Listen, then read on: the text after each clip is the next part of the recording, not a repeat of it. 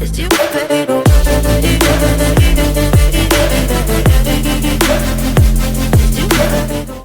On a deserted Georgia highway, Sheriff's Deputy Rick Grimes drives his police cruiser past overturned and damaged cars scattered blocking the road, making him stop. He gets out and takes a gas can out of the trunk. He walks past the remains of more wrecked and abandoned cars down a hill towards a gas station. Various corpses and garbage are spread across the gas station, where a handmade sign hanging reads, "No gas." Rick searches around when suddenly he hears something and ducks down behind a car. He catches a glimpse of the slippered feet of a little girl on the other side of the car as she picks up a teddy bear on the ground. He stands up and sees a little girl walking away, so he walks closer to her. Rick keeps calling to her until she turns around to face him. Her lips and right cheek have been torn away, exposing raw teeth and muscle. Rick's face falls as she starts walking towards him, growling. She approaches faster as he steps back, draws his Colt Python, and shoots her in the head. As her body falls to the floor, Rick lowers his gun. About 2 months prior, Rick and his partner and best friend, Shane Walsh, are eating hamburgers and fries inside their police cruiser. They joke about the differences between men and women. When the conversation turns to Rick's wife, Lori, he turns somber. He says that they've been fighting lately, and says that Lori accused him that morning of not caring about his family in front of their son, Carl. Suddenly, the cruiser's radio cracks to life, reporting a high-speed pursuit in progress involving 2 armed suspects. Rick and Shane dump their food and rush to the scene. When they arrive, they lay down a spike strip and meet up with their co-workers, Lambert Kendall and Leon Bassett.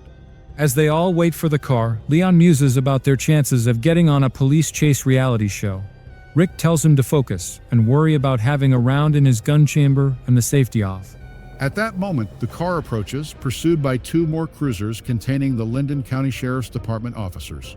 The car, with the suspects inside, speeds over the spike strip, shredding the tires.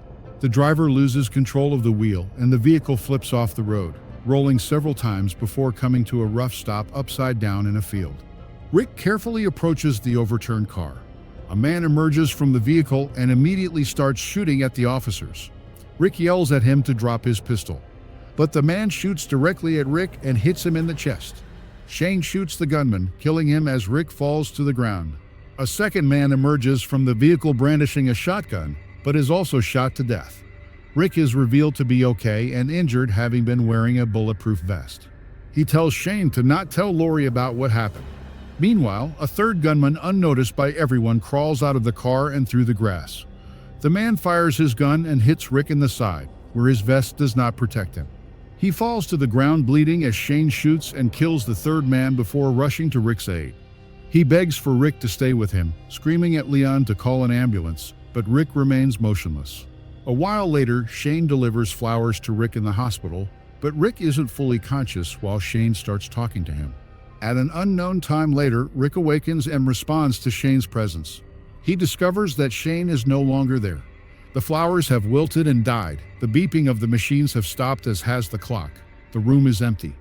Weak, dehydrated, and alone, Rick pulls himself out of bed and falls onto the floor. He calls out for a nurse to help him, but no one comes. Rick is able to get himself up, and he stumbles into the bathroom, drinking water directly from the tap, before he heads for the door. He opens the door and notices a gurney is blocking the entrance to his room. He pushes it aside and continues walking in the dark and disheveled hallway. The hallway's lights flicker and wires hang from the ceiling. He goes to the nurse's station and tries the phone, but it's dead. He finds a set of matches while also looking for anything else worth taking from behind the desk. Suddenly, a flickering light draws his attention, and through a doorway, Rick sees the ravaged body of a nurse missing most of her skin. A horrified Rick backs away from this. Continuing further down the hallway, he sees that the walls are covered in blood with numerous bullet holes. A double door leading into the cafeteria has been chained shut. A message scrawled across in black paint: "Don't open, dead inside." A pair of gray, disheveled hands reach through the cracks and fiddle with a padlock and chains, moaning and groaning as more fingers start to reach through the cracks, growling. Terrified, Rick stumbles backwards. He tries the elevator, but it's dead, so he exits through a heavy door into a dark stairwell that reeks of rotting flesh. He chokes on the smell as he lumbers down the stairs, lighting matches until he finds the exit. A door opens to the back of the hospital into the loading bay. When Rick's eyes adjust to the bright sunlight, he sees hundreds of decayed, fly-covered bodies wrapped in sheets and arranged in rows and piles. He leaves the hospital and stumbles up a hill. There's a military helicopter, sandbags, and other signs of a military cordon, but everything has been abandoned. He wanders down the road in his hospital gown, spotting an overturned bicycle in a park. As he reaches for it, the badly decayed body of a mutilated woman, her legs and lips missing, turns and reaches for him, pathetically moaning and growling in. Startled, Rick falls off the bicycle, but regains himself a moment later, mounts the bike, and hastily rides away. Rick bikes over to his home to find the front door open and the house deserted. Sobbing on the floor, he calls out for Lori and Carl, questioning if any of this is real or if he's dreaming. He heads back outside the house and sits on the steps. He spots a man stumbling down the road and waves his hand to try and get his attention.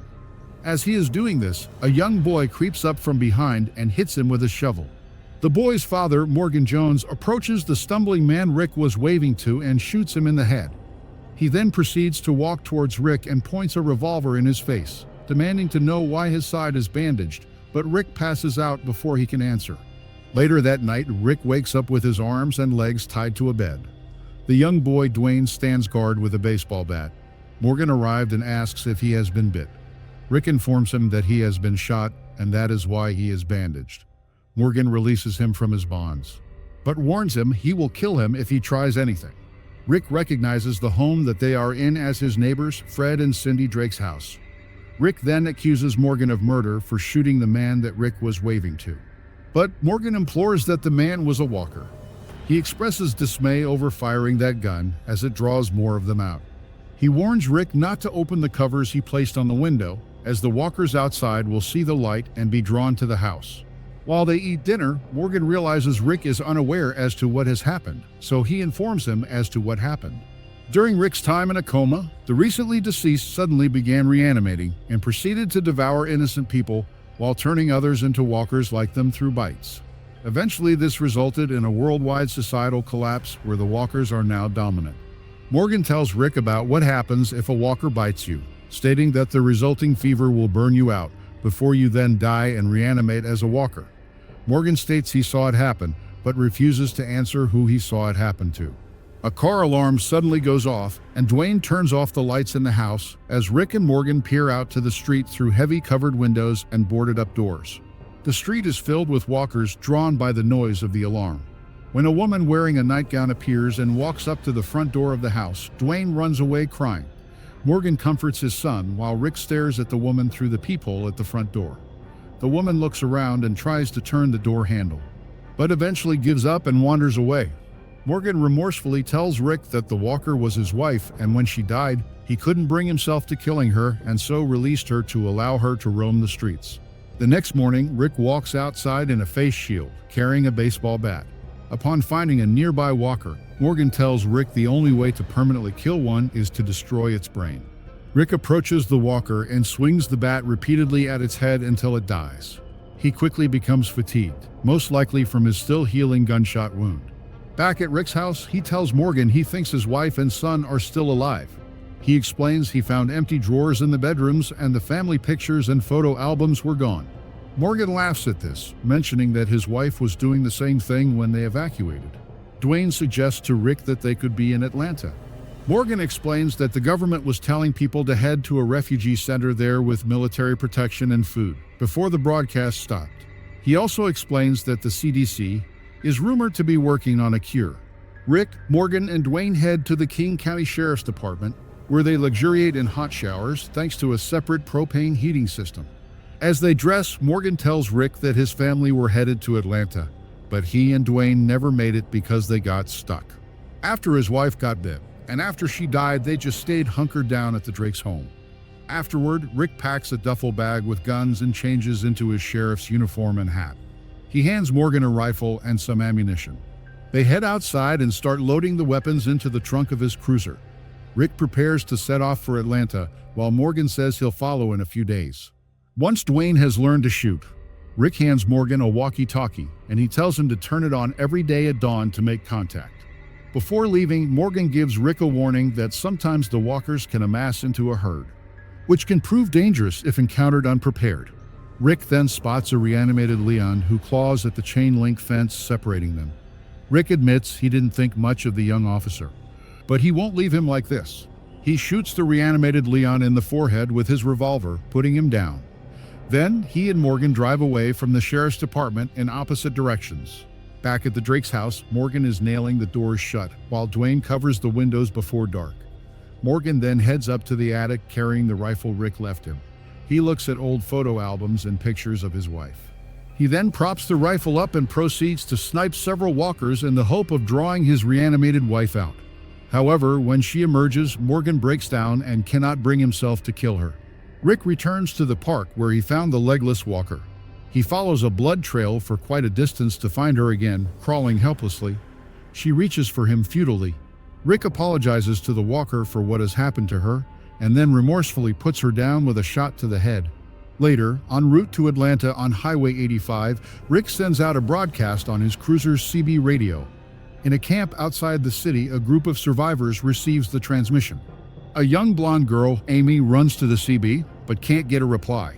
Shane, Lori, and Carl are among the survivors. However, they don't recognize Rick's voice over the garbled transmission. By the time Shane takes over the CB controls and introduces himself, Rick has left the emergency broadcast channel. Lori voices that she's been saying for a week that they should put signs up on the highway warning people away from the city, and volunteers to go on her own. But Dale and Shane argue that venturing out is too risky. Lori walks off and Shane goes after her. Inside her tent, Shane tells Lori that she needs to keep it together for Carl, who has lost so much already. Lori agrees and they kiss passionately, before Carl interrupts them, not seeing them kissing. Lori promises him she's not going anywhere and tells her son to go finish his chores. He runs off smiling. Back on the road, Rick's cruiser runs out of fuel, so he abandons his car on the highway and heads out on foot with a gas can and the duffel bag full of guns, making sure to grab the family photo he keeps above his rear-view mirror and stashing it in his jacket pocket. He approaches a farmhouse looking for gas. He peeks in the window where he makes the grisly discovery that a couple had committed suicide with a shotgun, their decaying bodies picked off by insects. Rick tries to locate the keys of the pickup truck parked in their driveway, but finds a horse on their property instead. He saddles up and rides the rest of the way to Atlanta with the bag of guns slung across his shoulder.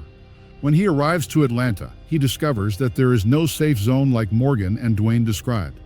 The entire city is laid abandoned with the streets littered with dead bodies and abandoned military vehicles. Several walkers take notice of Rick and proceed to follow him. Suddenly, Rick catches the reflection of a helicopter passing by through a skyscraper. He speeds up the horse to try and follow it, but ends up running into a large herd of walkers.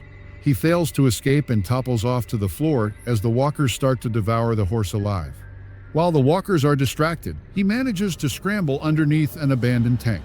Several walkers notice him and begin to reach out at him from underneath the tank. Rick shoots several of them, but is quickly outnumbered by the walkers. With no other option, Rick almost shoots himself in the head, but stops when he notices an open hatch underneath the tank. He quickly climbs into it to escape the walkers. As he rests inside the tank, Rick takes the gun from an apparent dead soldier inside the tank, but the soldier suddenly wakes up. He is a walker. Rick quickly shoots the soldier in the head, but is then disoriented by the loud gunshot reverberating inside the tank. As he recollects himself, he notices his bag of guns on the street. He opens a hatch on the top of the tank, but is quickly noticed by several walkers, who begin climbing on top attempting to get inside. He shuts the hatch as walkers begin swarming the outside of the tank. Completely surrounded by walkers, Rick, unsure of what to do next, decides to attempt suicide again by placing his gun to his forehead, but before he can do it, he is interrupted by a voice that breaks over the CB radio in the tank. Hey, you dumbass, you in the tank.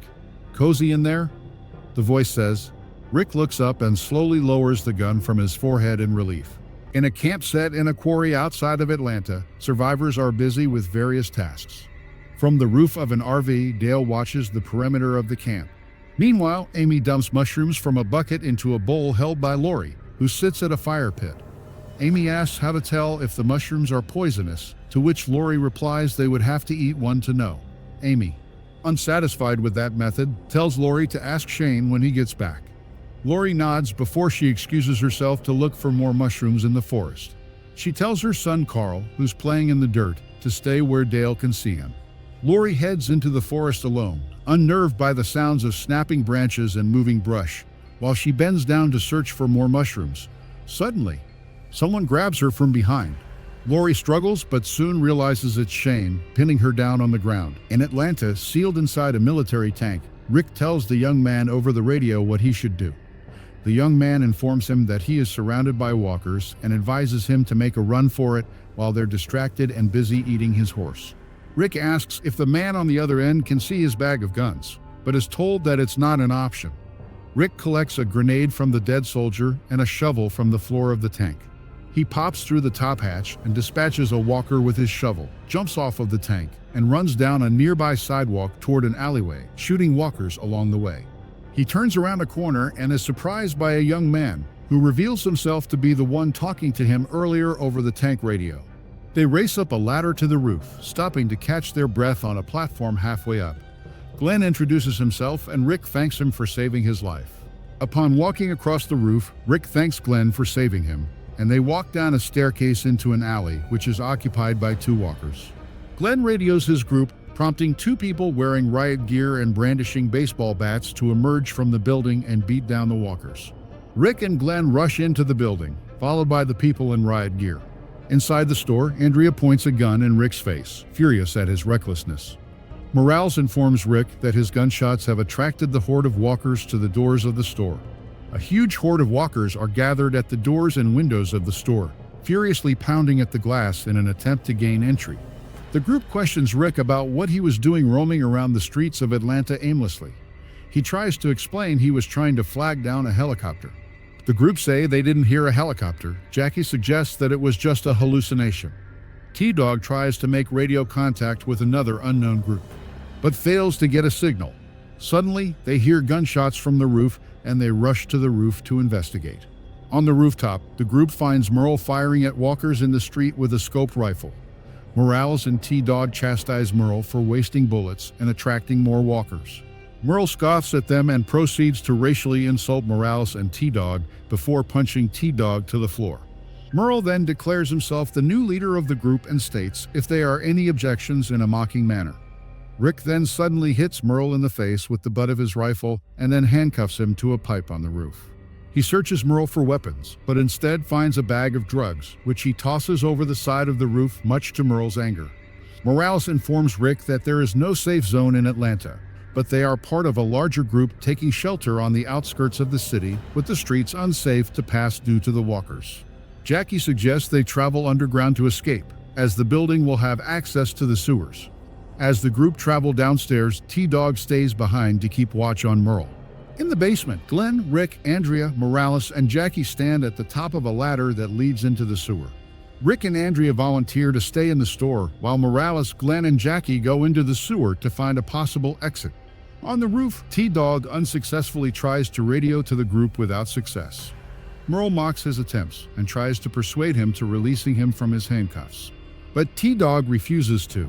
Glenn and Morales travel through the sewer until they reach a grated barrier. They discuss a plan to cut through the grate until they find a walker devouring a rat on the other side.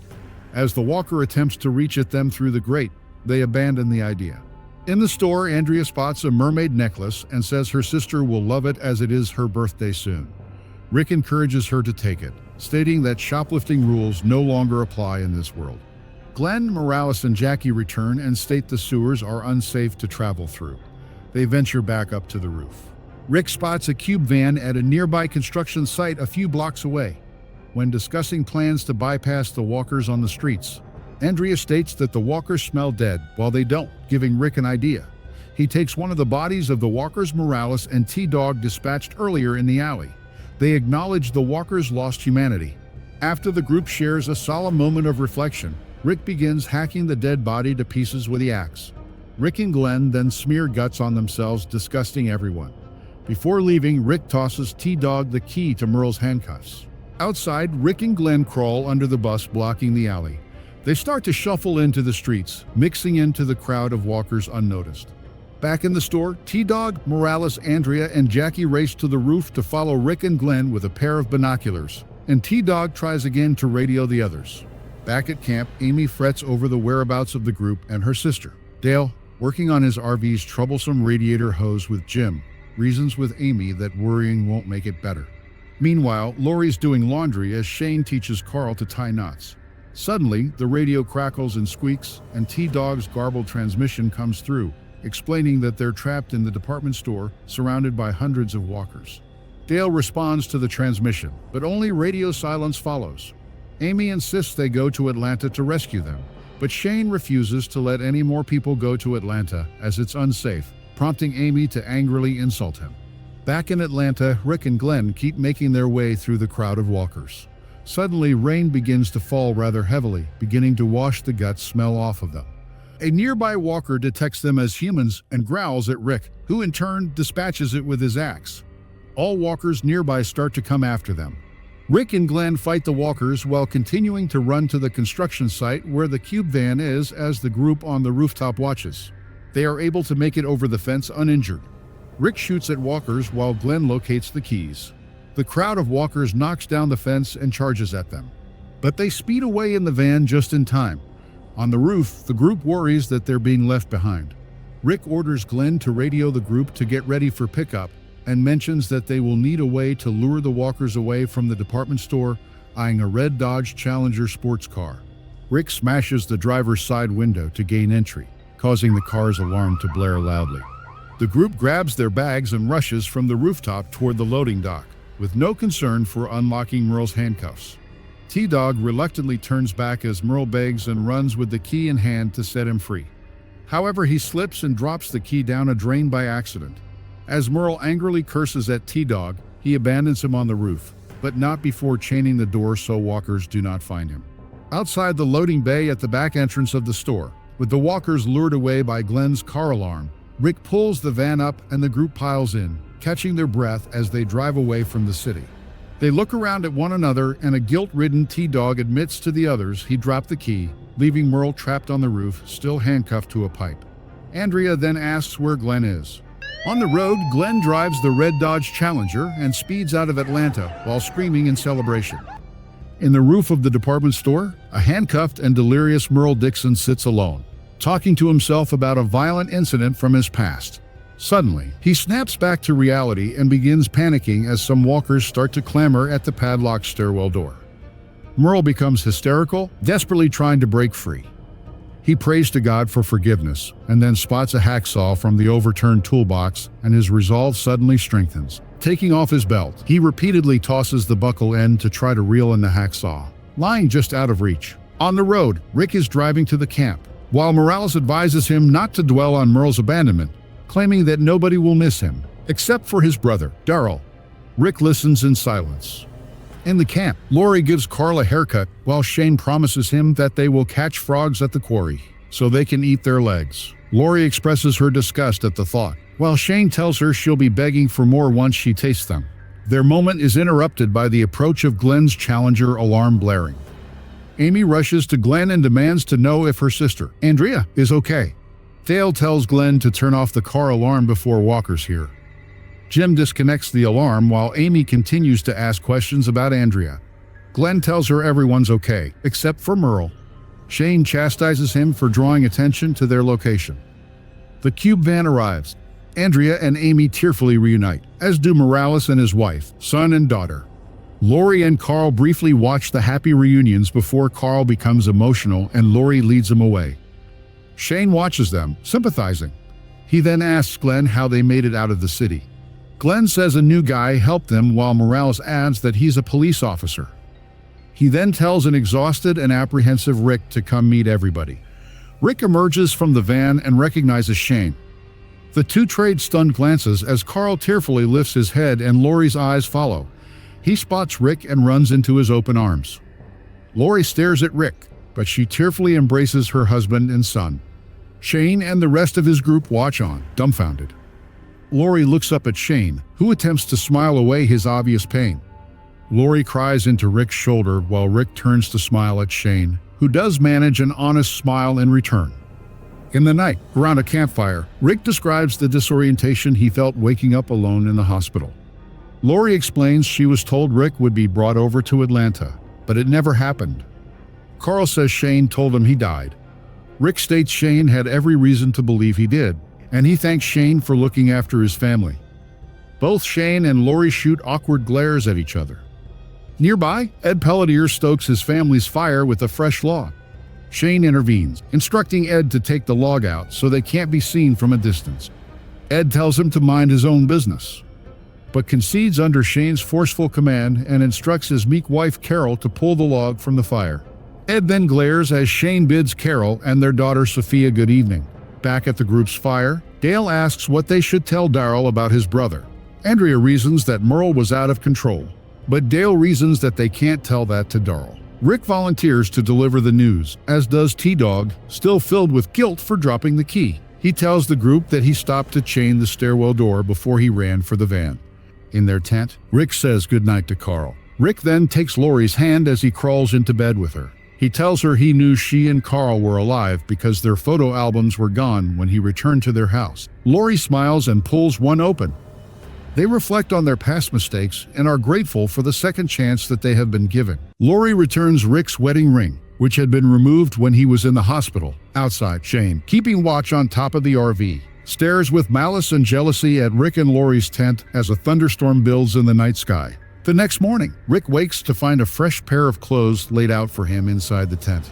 He gets up and gets dressed. Outside, he finds Carol ironing his freshly laundered uniform, though she laments how much harder it is without her old Maytag. Rick thanks her for her kindness. Nearby, Glenn mourns as Morales, Dale, and Jim strip the Challenger down for parts, taking gas for the camp's generators. Rick then sees his wife hanging laundry with Andrea and Amy. She asks if he slept okay and grins, saying she didn't want to wake him, before she catches a look in his eye. Shane arrives back at camp with more water, and Rick tells Lori he plans to return to Atlanta. Lori is shocked, but their discussion is interrupted by screams. Carl, Sophia, and Jackie, who had been out walking, run into camp deeply shaken. Sophia calls out for her mother, and the men grab various weapons from the campsite.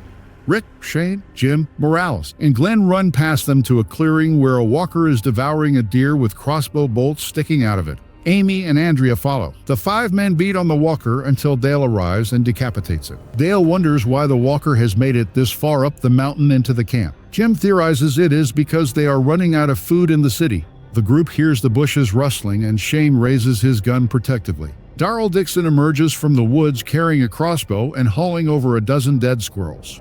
He's upset that the walker ate the deer he'd been tracking for miles, and the food has been wasted. The walker's decapitated head starts grinding its teeth, growling. Amy and Andrea take off back to the campsite, disgusted. Darryl fires his crossbow into the walker's head. He mocks the group for not realizing they need to destroy a walker's brain to permanently kill one. He then walks into camp, calling out for Merle. Shane follows, telling Darryl that Merle didn't make it back. Rick chimes in, confessing he left Merle handcuffed to the roof as the group surrounds them. He introduces himself to Darryl, who doesn't want to hear it. Enraged, Darryl throws the dead squirrels at Rick, who ducks as Shane throws Darryl backwards. T-Dog sees Darryl pull a knife and warns Rick and Shane, joining the scuffle. Rick is able to disarm Darryl, and Shane locks him in a sleeper hold. Rick tells Darryl he plans on heading back to Atlanta to find Merle. Later, Rick prepares to leave with Darryl. Rick admits he wants Glenn to come along because of his experience getting in and out of the city. T-Dog decides to tag along as well, to make up for his mistake. Shane argues with Rick that they need everybody to protect the camp in case more walkers show up. However, Rick contends they need more guns, which he'd be able to retrieve from the bag he dropped outside the tank. Shane softens, knowing the value of more guns, but Lori still isn't convinced and continues to plead with Rick not to risk his life for a man like Merle. Rick explains to her that he also needs to collect his walkie-talkie from the bag so he can warn Morgan Jones away from the city. He claims he owes them his life. Shane also recognizes that the walkie-talkie would be better than their CB. Lori gives up arguing, and Carl tells Rick he's okay with his reasons for going back to Atlanta. Rick and T-Dog cut a deal with Dale for a set of bolt cutters to cut the chains on the door. Dale agrees in exchange of one of the guns Rick intends to collect, while Jim wants to be able to strip the cube van for parts that they can use for the old RV when they get back. Shane then gives Rick the last of his bullets for his revolver. Rick loads his gun in the passenger seat while Darryl drives out of camp and the group watches as they exit the campsite. In their tent, Lori frets about Rick. In Atlanta, the group parks beside a railroad line. Darryl threatens T-Dog if Merle's not okay. but T-Dog insists that the undead can't get through the chains on the door. As they travel on foot below a highway overpass, Glenn decides the group should go for Merle first, because going for the guns would mean doubling back. Lori looks for Carl. Dale tells her he should be down at the quarry catching frogs. In the quarry, Shane and Carl try to catch frogs with a bucket and net. Shane falls in the water trying to drive them to Carl, and instead they splash each other playing. Nearby, Andrea, Amy, Carol, and Jackie do laundry and discuss the division of labor.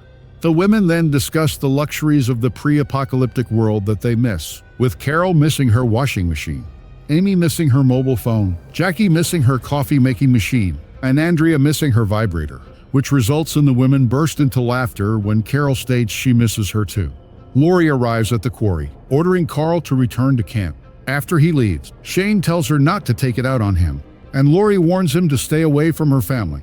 Shane asks Lori if she thinks he's not happy about Rick's return. Lori states Shane was the one who told her Rick died. Ed, frustrated over the women's laughter, approaches them and demands they stop laughing and continue cleaning.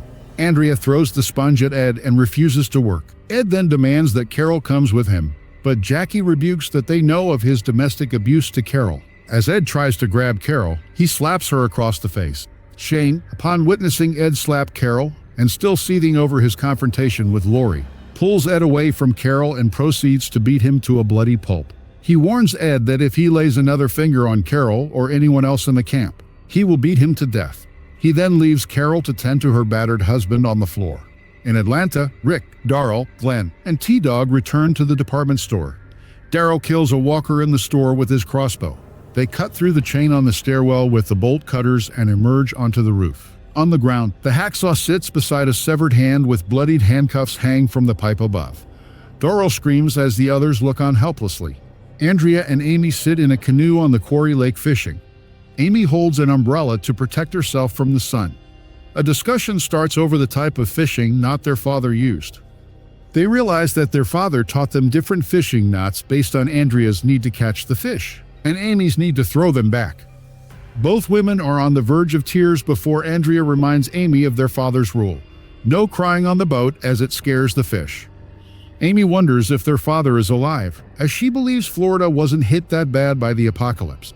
Andrea tells her not to worry about it. Nearby, on top of his RV, Dale is keeping watch. He looks through his binoculars, and in a field above the campsite, he sees Jim furiously digging holes into the ground with a shovel. On the rooftop in Atlanta, an enraged Darrell Dixon has just discovered his brother Merle's severed hand on the ground. He angrily points his crossbow at T-Dog, who doesn't show any fear. Darrell eventually relents when Rick pulls his revolver out and aims it at him, telling him that he doesn't care if every walker in the city hears him shoot it. Darrell puts his crossbow down and asks T-Dog for a do-rag, in which he proceeds to fold up Merle's hand and place it in Glenn's backpack. While T-Dog is grabbing the hacksaw and the numerous other tools from Dale's toolkit on the rooftop, Darrell follows the trail of Merle's blood along the rooftop. Back at the campsite, Dale approaches Jim in the fields, who refuses to respond as he digs what appear to be graves. Dale's concern mounts quickly when Jim won't take a drink of water, despite the intense summer heat. Amy and Andrea, meanwhile, present the group with their lines of fish. Morales thanks the women, expressing gratitude that his children will have food to eat. Carl asks them if they could teach him how to fish like that, and Lori says she wouldn't argue with that, impressed by the women's efforts. Dale interrupts the excitement to express concern over Jim and points him out still furiously digging graves on the hilltop in the fields. Darrell shoots another walker with his crossbow and notes that his brother managed to kill 2 walkers in the room one-handed. The trail of blood leads Darrell, Rick, Glenn, and T-Dog to a kitchen, where a blowtorch is burning next to an iron stake weight crusted with skin, the result, they speculate, of Merle cauterizing his stump. They believe Merle has left the building. Rick agrees to help Darrell search the streets for his brother. At camp, Shane and the others approach Jim, who still won't explain why he's digging. Lori tells Jim he's scaring Sophia and Carl, and Shane orders Jim to take a break. He swings his shovel at Shane, who tackles him. Subdued, Jim cries over the death of his wife and 2 sons, revealing the only reason why he survived was because the walkers were too busy eating his family. In an abandoned office above the department store in Atlanta, Glenn outlines a plan to retrieve Rick's bag of guns on an old whiteboard. Darrell will watch his back from the store's alley, while Rick and T-Dog cover a second alley that is 2 blocks away. Glenn and Darrell climb down the ladder to the alley, and Glenn drops his backpack while Darrell stays behind to cover him. On the street, Glenn runs towards the tank. Walkers are waking up all around him. But he grabs the bag and Rick's hat without much trouble and heads back toward Darrell. In the alley, a teenager, Miguel, sneaks up on Darrell from behind. Darrell quickly turns and trains his crossbow on the teen, interrogating him about his brother Merle and telling him to be quiet. Miguel yells for help despite Darrell's warnings. Rick and T-Dog, hearing Miguel screams, head for the alley. Darrell is jumped by 2 men, Jorge and Felipe, who have also come for the guns with which Glenn has just arrived to the alley. He turns to run the other way, but the men grab him and start beating him. They take the bag of guns. Darrell fires an arrow into Felipe's hindquarters, causing him to drop the bag while yelling in pain. Felipe and Jorge instead grab Glenn, throw him in a getaway car while fighting off walkers and drive off, leaving Miguel and the guns behind. Darrell shuts the gate in the alley to keep out the walkers before turning on the teenager.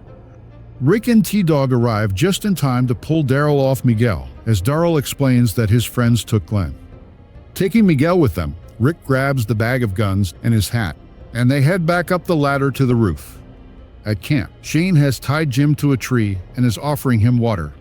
Unlike earlier when Dale offered him a drink, this time, Jim accepts it. Lori and Carol are doing schoolwork at a table nearby with Carl and Sophia. Shane tells Jim he's going to keep him tied to the tree until he no longer thinks Jim's a danger to himself or others. Jim apologizes for scaring the children, and Lori forgives him on account of sunstroke. Dale asks why he was digging holes, but Jim cannot remember. He dreamt something is going to happen, and it has forced him to dig holes. Jim warns Lori not to let Carl out of her sight.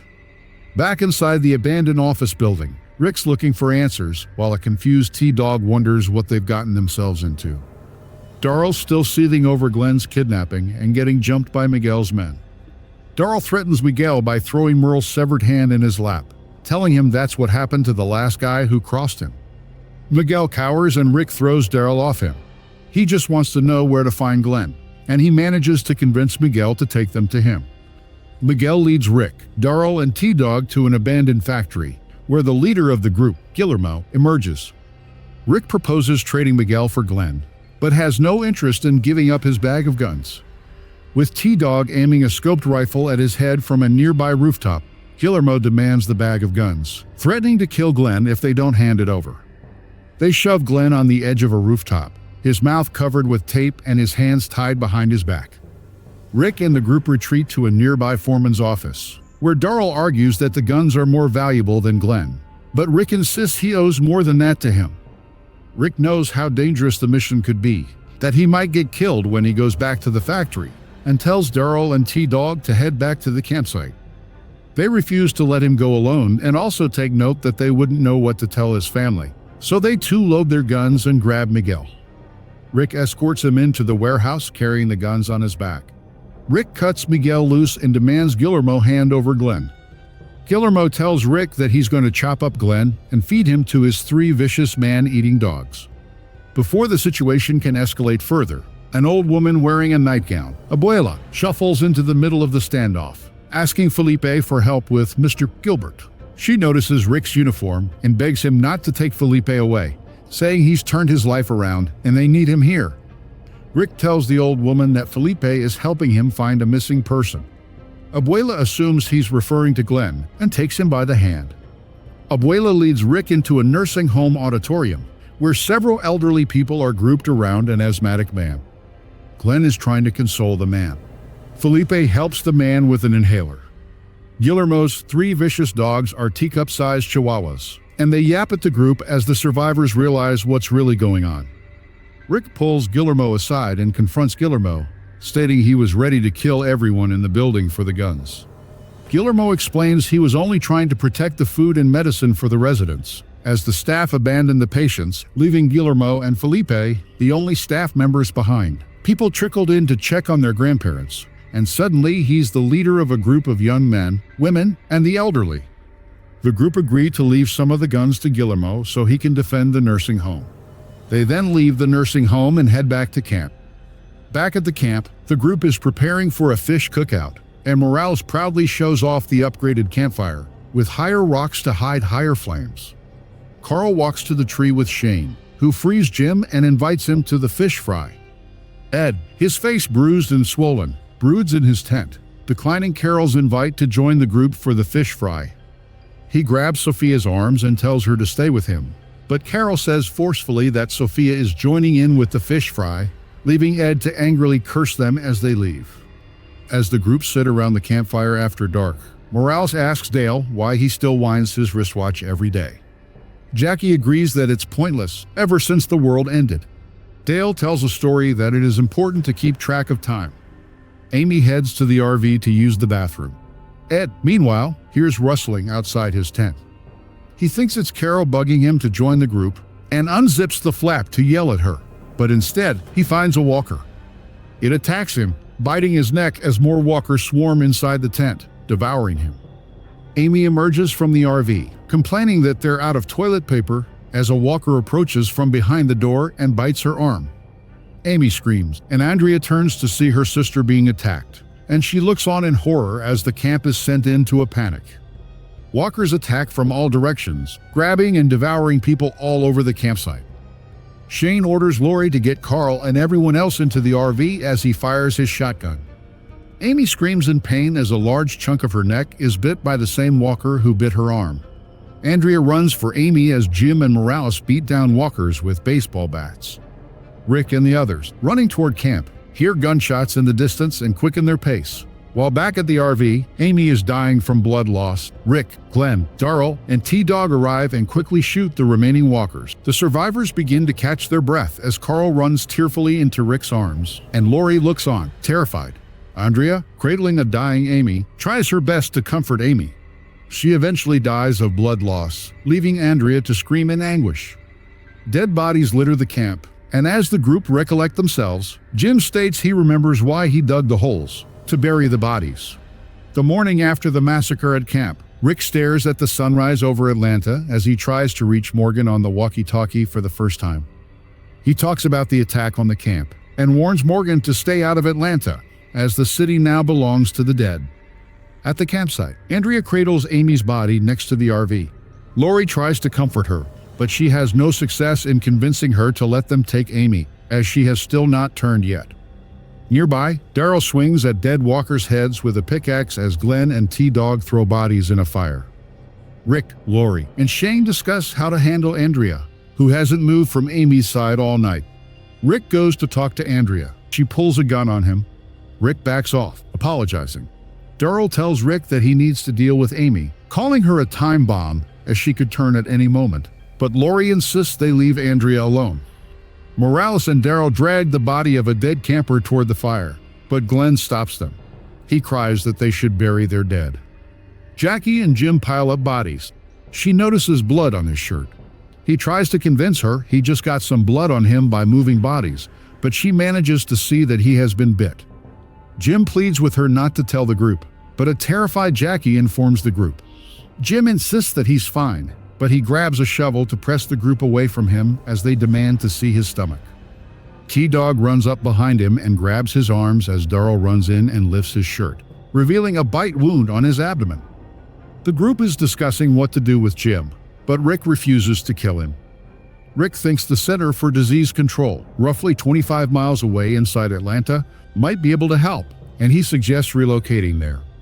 Shane thinks the Army base Fort Benning 100 miles in the opposite direction is a safer bet. Both places would provide food and shelter if up and running. Rick believes Fort Benning got overrun like every other military cordon they've seen. He says the CDC would be Jim's best chance, and points out that in the event of a nuclear disaster or a terrorist attack, they protect the CDC at all costs. Darrell heads toward Jim with his pickaxe and tries to take a swing, but Rick points his gun at Darrell's head. Shane steps between Darrell and Jim, agreeing with Rick, and Darrell throws down his pickaxe. Rick moves Jim inside the bedroom of the RV. Dale sits beside Andrea to pay his respects for Amy's death. He tells her about his wife's battle with cancer, how he dragged her to every specialist even though she'd accepted her fate. Her death left him feeling angry and cheated. Andrea smiles and pulls out the mermaid necklace, wrapped in pink tissue paper. Today would have been Amy's birthday. She tells Dale how guilty she feels for having missed so many of Amy's birthdays. She places the necklace on Amy's neck. Nearby, Daryl continues to swing the pick into dead walkers' skulls. He raises the axe over Ed's head, but Carol stops him, insisting she's the one who should do it, taking the axe from Daryl's hands. Sobbing, she swings it down on Ed's skull repeatedly, taking out years of abuse in this final act to ensure he'd never reanimate. Daryl watches in silence, cringing. Amy eventually reanimates as a walker. Andrea, still holding her in her hand, apologizes to Amy. She then shoots Amy in the head, putting her down for good. Daryl believes they should burn all the bodies, but Lori insists that they need time to mourn and bury their dead. Jim is hallucinating inside the RV, his bite bleeding as he sees terrifying visions of the dead. The survivors stage a funeral, and Andrea resists Dale's attempts to help her drag Amy's body into one of the graves. In the RV, Rick tells a feverish Jim they're going to get him help as Jim starts to cough blood into a bucket. Jim is delirious and asks Rick to watch the boat. Rick begins to wonder if saving Jim will be possible as he promises to watch the boat while Jim nods gratefully.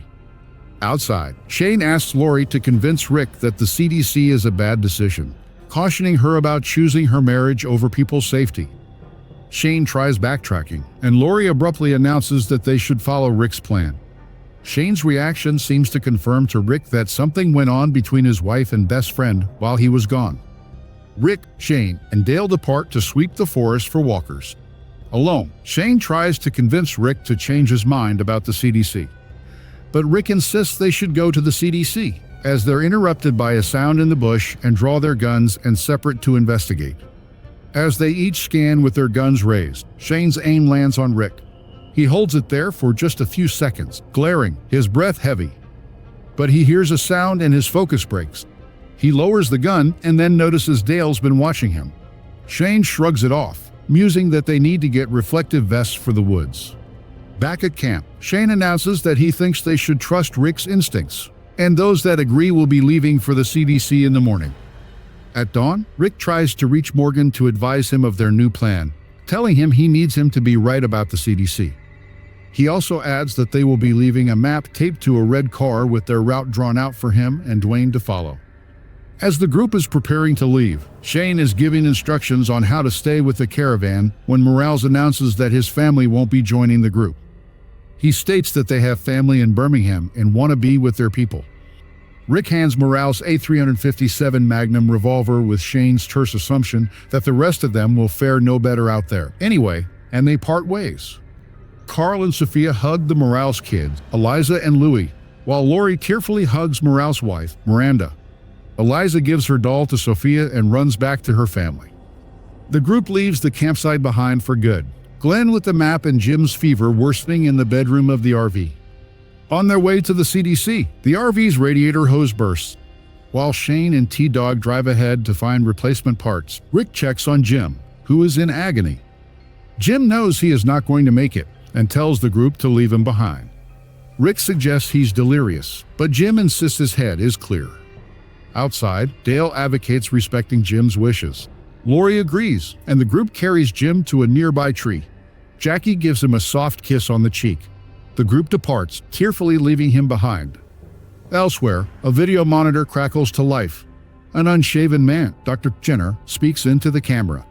It's been 194 days since the outbreak began, and 63 days since it went global. In a biohazard suit and with classical music playing, Jenner passes through an airlock into a laboratory. He opens a tissue sample labeled TS19 and begins an experiment. He takes a nap inside his safety suit while he waits for the sample to be ready for examination. Reaching for a beaker, he accidentally knocks a graduated cylinder of corrosive fluid on the tissue sample inside a Petri dish. An alarm sounds as a voice over a loudspeaker alerts Jenner to toxic quality air, and he runs to a decontamination chamber and disrobes. From the safety of the airlock, Jenner watches helplessly as the voice announces full decontamination in effect. as the lab and all of the remaining TS-19 samples are engulfed in flames and automatic safety protocol. A despondent Jenner talks in the monitor. Sad that the test samples are gone, and he has no purpose. He decides to commit suicide. But first, he wants to get drunk. Rick's caravan approaches the CDC with the sun setting, where hundreds of bodies lay dead on the ground. The group quietly approaches the building, which is locked and shuttered. Inside, the proximity alarm alerts Jenner. Stunned, he watches the group's approach via security monitor. Outside, walkers begin to take notice of the survivors. Panicking, Shane suggests they can still turn around and head for Fort Benning. Andrea then points out that they're out of gas and they have no food, and would never make it. Lori demands a plan and Rick insists they'll figure something out as the sun sets. Jenner quietly mumbles to himself, telling them to leave. Rick catches sight of the security camera's movement and slams his fists against the metal shutters, screaming to be let in. As the walkers surround the group, the shutters open, shrouding the group in a bright light. See you in the next video. A flashback starts this episode at the onset of the outbreak. Shane is visiting Rick in the King County Hospital, wearing his sheriff's deputy's uniform. Army personnel are evacuating hospital staff and executing the infected. Shane begs a nurse for help, but she runs past him screaming. Shane watches fearfully as the military execute terrified people in the hallways. He tries to lift his comatose partner, but hesitates because of all the tubes and wires attached to the machines that are keeping him alive. Shane asks him desperately to tell him what to do, but Rick is unresponsive. He ducks behind Rick's bed just as two Army personnel arrive to sweep the room. When they leave, he begs his best friend to wake up, but the power goes out and Rick's monitors die. Fearing the worst, Shane puts his ear to Rick's chest. After hearing no heartbeat, Shane reluctantly leaves Rick in the room. However, he barricades the door with a hospital gurney before he flees. In the present, Rick and the other survivors file into the CDC lobby in Atlanta. Dr. Edwin Jenner meets them at the door. He accepts them to the CDC, but demands they do a blood test first. As the group wander deep into the CDC, Carol notes that she's claustrophobic underground, and Jenner simply advises her not to think about it. Jenner leads the group into the control room. Looking around, Rick questions the absence of other doctors. Jenner states he's the only one left. When Jenner introduces her, the group realizes that she is the voice of the CDC's computer system. As Jenner takes a blood sample from Andrea, she asks them what the point is. As they were bitten, they'd be sick with a fever. Jenner says it's protocol. Later, the group feasts in the CDC cafeteria, joyfully drinking wine and liquor from the fully stocked kitchen. They are beyond happy about finding a safe place to stay and a good meal. Glenn is drunk, much to Daryl's satisfaction. Carl tries his first sip of red wine. He hates it, to Lori's delight. Rick toasts Jenner for his hospitality, and the doctor quietly raises his glass. After dinner, Jenner shows the group around the building, directing the children towards the rec room and telling everyone not to waste electricity. The survivors are thrilled to luxuriate in hot showers, all except for Shane, who angrily swallows a bottle of liquor while he bathes, and Andrea, who sits numbly under the stream. Rick meets with Jenner and thanks him again. He admits to Jenner that he never let on to the others what he really thought, but he knew that they were running out of options before they got to the CDC. Cradling another glass of wine, a buzzed Lori finds Carl, Carol, and Sophia reading books in the rec room. Carol takes the children to bed while Lori stays behind to browse the library. A drunken Shane confronts Lori and is angry with her for abandoning him once Rick arrived. Lori retorts that Shane lied about Rick dying, and because of that, anything between them is now over. Shane attempts to force himself onto her only to have his neck and ear clawed by her nails. Later, Rick stumbles into bed with Lori and sees that she's been crying. He assumes that it is of something else as he is clueless as to what had just happened with her and Shane. The next morning, Rick shuffles into the cafeteria. He, as well as most others, is hungover. T-Dog proudly dishes out powdered eggs for everyone, while a hungover Glenn groans. Lori hands Rick some aspirin, which she says came from Dr. Jenner. Shane enters the room and heads straight for the coffee. T-Dog asks about the scratches on Shane's neck. He shrugs it off, claiming he must have scratched his neck in his sleep. When Jenner arrives in the kitchen, Dale starts asking questions. Andrea concurs, saying they didn't come here for the eggs. Jenner leads the group into the control center. He tells computer system to display the brain scans from the episode's namesake, Test Subject 19. The top secret brain scan video shows someone who was infected and allowed the process of reanimation to be recorded by the CDC. Jenner explains. The video shows the synapses of the brain hemorrhaging before it goes black, as the subject died. The group are saddened to see this, still reeling over the losses of Amy and Jim who have died from a similar event. Jenner fast-forwards to the TS-19's reanimation. The synapses of the brain slowly lights back up in a dull light. Lori asks if the virus restarts the brain, to which Jenner states that it only restarts the brainstem, enough for the walker to get up and move. But everything else that person once was is forever gone. In the video, a bullet flies through TS-19's head in the video playback. Andrea reminisces of Amy, whom she had to shoot in the head. Jenner admits he doesn't know what the virus is or how to treat it. He's unsure if the virus is natural or man-made, and even does not rule out it could be divine punishment when Jackie suggests it could be the wrath of God. He also states that he has lost contact with other research facilities due to loss of power, with the facility in France being the last one he had contact with until they too run of power. Dale interrupts the stunned silence to ask Jenner about a clock on the far wall, which is counting down from an hour. Jenner informs him that it is counting down to how much fuel is left for the lab, but he refuses to elaborate what happens once the clock reaches zero. Rick, Shane, T-Dog, and Glenn head to inspect the generators. While they're in the basement, the building's emergency lighting switches on, bathing the four in darkness. Upstairs, Lori and Carl are in their room when the building's air cuts off. In his office, Jenner stares at a photograph of a woman, asking her to understand that he did the best he could in the time that he had.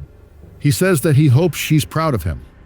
With the lights now shutting themselves off inside the panicked survivors' rooms, they confront Jenner in the hallway. He explains that the building is slowly starting to shut itself down. Rick demands to know what happens once the clock hits zero.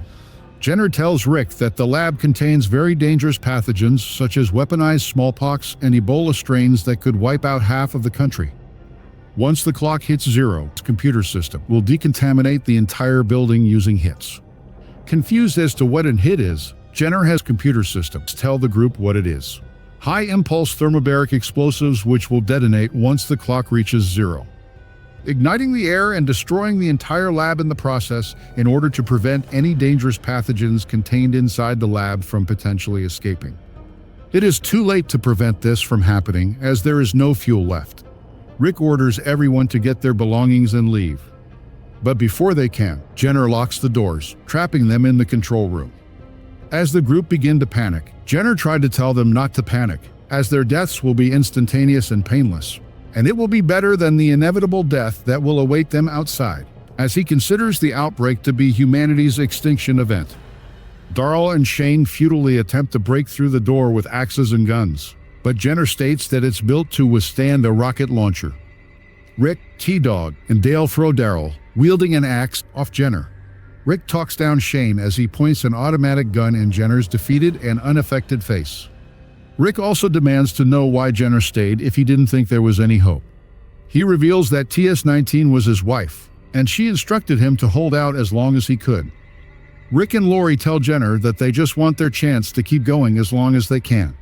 Swayed, Jenner agrees to open the door, but also tells them that they still won't be able to get past the lockdown upstairs. Jenner opens the door to the control center. Rick offers Jenner to come with them, but he refuses, wishing to remain in the lab when it explodes. He shakes Rick's hand and pulls him close, whispering something into his ear. The group heads for the exit, but Jackie stops. She wants to stay in the CDC when it explodes. T-Dog tries to convince her to leave, but she refuses, saying she doesn't want to end up in a similar fate as Jim and Amy. Unable to convince her, T-Dog leaves. Andrea states that she wants to stay in the CDC too. Unable to convince her to leave, Dale states he is staying too as he does not want to leave her.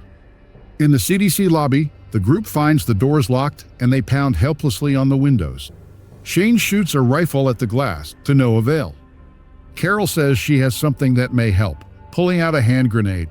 She found it in Rick's clothes when she washed them.